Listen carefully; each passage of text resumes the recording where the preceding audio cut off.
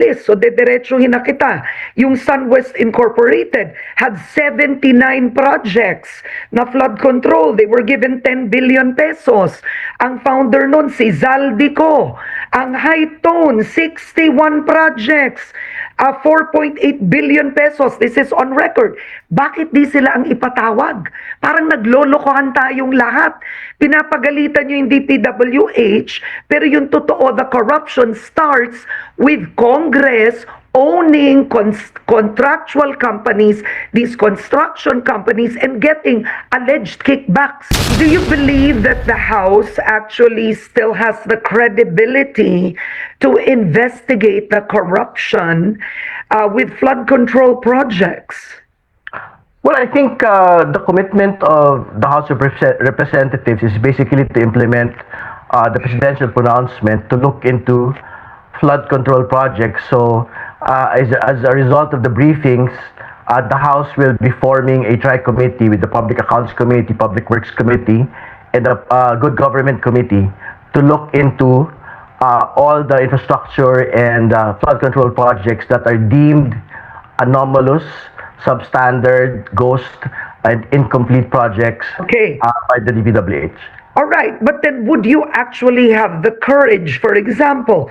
I mean, I saw that hearing and actually barraging the DPWH, the agencies, they're not the prime, they're not the masterminds of the corruption here, right? You've seen how the budget is made, kung saan sinisingit, ginagamit ang flood control. The president comes out with a list, so dediretsuhin na kita.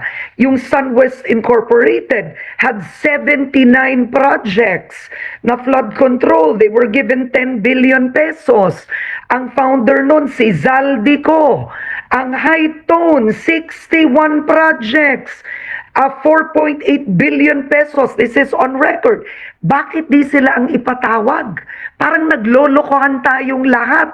Pinapagalitan nyo yung DPWH, pero yung totoo, the corruption starts with Congress owning contractual companies, these construction companies, and getting alleged kickbacks. So, will you call them?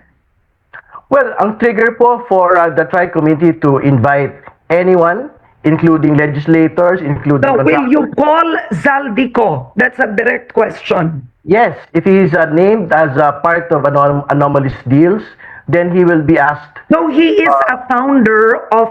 He is a part owner, SunWest and High Tone. Records show it. So, will they be called? And yes, you will call them? Yes, if they are named as part of anomalous transactions relating to infrastructure and flood control projects, then they will be asked to sit before the tri-committee and explain themselves. But again, to be very clear, I've seen all of the other documents.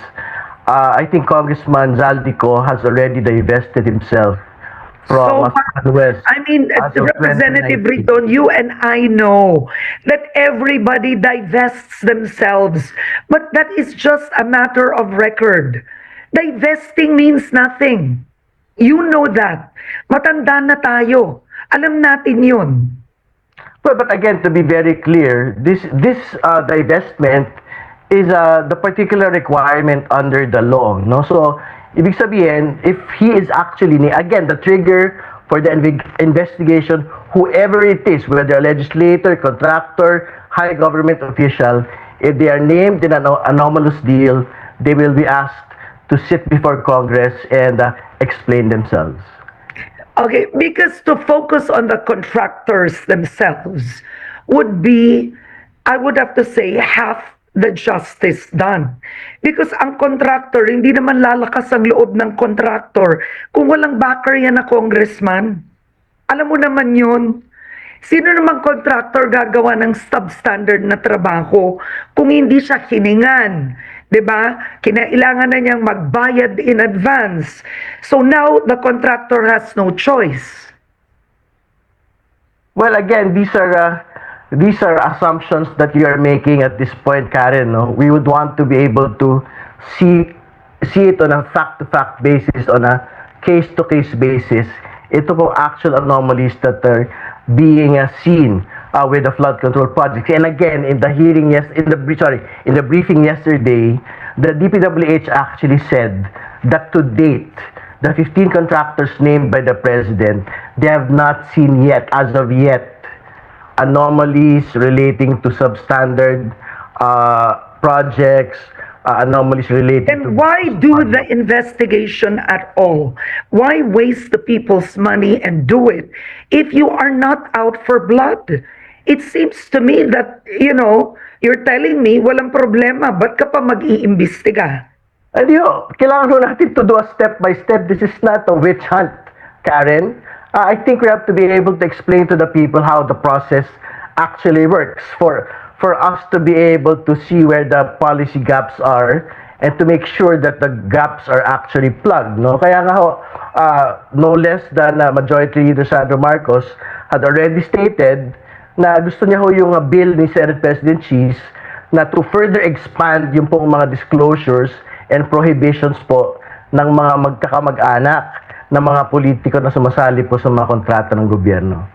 Okay, but Representative, I want to ask you, do you believe it is a conflict of interest for a congressman to own a construction company and actually participate in government projects? Well, to state the constitutional prohibition, members of Congress, senators or congressmen cannot be involved in any government contract. So, whatever it is, whether construction or supply of goods, hindi ho sila pwedeng kasama po rito. At kung kasama man sila rito, dapat pagbayarin ho sila, panagutin po sila. Not just the constitutional prohibition, anti-graft laws, anti-graft and corruption law po natin, bawal po within the third degree of consanguinity na nakikisawsaw yung po mga kamag-anak ng mga politiko. And do you believe, Representative Ridon, that legislators are violating this? As of today, wala pa ho tayong nakikita ng dokumento eh. We are leading an investigation, so we will have to be able to rely on the documents and the facts that are being presented to us as we go along the investigation. Pero I'm quite certain, we had seen it already in the PDAC scam. Pagka merong whistleblower ho na nagpunta sa Kongreso, nagpunta sa executive, blows the whistle, I think sa dulo naman po magkakaalaman po talaga tayo kung sino po yung mga sangkot dito. Okay. So, Representative, I know that the budget has now, Malacanang has already submitted the 2026 budget. So, I want to show you the 2025 budget that Representative Toby Tiangco showed on Head Start. If we can show it, I want to ask you how you believe this happened, right? So what we're showing you right now is a district in Mindoro wherein the NEP had 2.5 billion pesos first for DPWH flood control, or I guess that's a total DPWH infra for a district in Mindoro. The next is 1.5 billion. Tapos nung lumabas sa GAA, naging 20.9 billion. Sa Mindoro, yung isa 20.7. Ang tanungan ng ilan, nagtatayo ba ng skyway doon? So, do you see it now? So, there was an additional 18.4 billion given to that district, 19.2 billion given to that district. Representative Ridon, how does this happen in the lower house? Well, again, it's not just the lower house who is on trial here, no? What is on trial here would be what Congressman Tiangco mentioned as the small committee and what everyone is looking at as the bicameral conference committee, because this is where all the congressional insertions made by congressmen and senators are, no? So, he might be correct that there were congressional initiatives implemented during the small committee on that particular Mindoro district, but it was taken out during the bicameral conference committee. But to be very clear, that is part of the entire budget process. But this was added. This was added. Yes. Yes, I think it was added after the NEP was done and before the BICAM had been determined. No? So basically it was made under the small committee, hindi po ba? So, but again, that small committee determination will ultimately be vetoed by the bicameral conference committee, which is why we had seen an actual cut at the very No, end. the president did not release. So what happened? The president just did not release. He was quite cautious. He didn't release, I was told roughly, well, what I heard is 87 billion plus plus. But at the end of the day, when you looked at the GAA, the 2025 general appropriations, you did have districts, those two districts, having more than 20 billion pesos. Is it justifiable for any district to have 20 billion pesos? I think any district that is provided funding for infrastructure, for social services, or whatever else, no, beyond what has been granted by the National Expenditure Program given by the President, I think is simply an implementation of the power of the purse of Congress in the Senate, no. So, ibig sabihin, like what Senator Ejercito earlier mentioned, there is actually nothing inherently wrong with congressional initiatives for as long as these projects actually actually benefit their particular constituency, no. So I But think from that's what happened 2 here. billion, from 2 billion to 20 billion, are you saying that's justifiable in any way for a small for a district? Seriously? I think I'm not in a position to make a determination on which district is more important or which constituency is more important. But ultimately, if this is the determination of the small committee but was Now, vetoed do you believe by- the small committee should exist? well, the small committee has existed even prior to Yeah. last Congress. So has should it existed- still exist? I think it has been abolished already. It will be subjected to a new subcommittee that will be convened by Congress, and I think the Senate will have their own version of a subcommittee as well to make it more transparent and make it more accountable to the public. So I think this is already history. The subcommittee is what we are looking at today.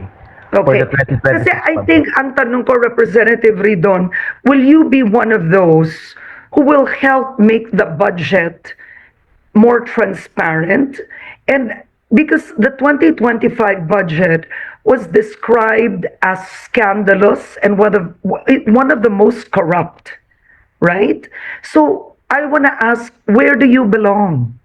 Will you Well- be the one to help check and make sure that your colleagues do not try it again?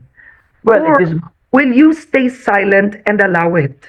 Well, it is my commitment as chairperson of the Public Accounts Committee and as part of the minority to actually make sure that the budget is accountable to the nation, that the budget will be transparent. No? So, again, the subcommittee is one of the reforms that they want to undertake, and civil society participation, I think, even at that level, is being assured by the current House leadership. So, I think it is something that we would want to be able to undertake in the next couple of weeks as we go through the budget.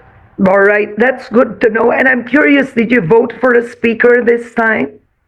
No, I abstained, which is why I'm in the minority. And does that affect you? I think you're 35 all in all. Is that correct? Are you 37? No, I'm 39 now. No, I meant the Sorry? minority. How many are you in the Okay, sorry. minority? Yes, I think you're 35 or 37. I forget, I think around 30. Okay. And how does this affect all of you? You know, frankly speaking. I don't think there's no practical effect relating to us being in the minority, but except in terms of votes. No? But obviously, the minority will still articulate what it needs to articulate. The Makabayan bloc is there. The Akbayan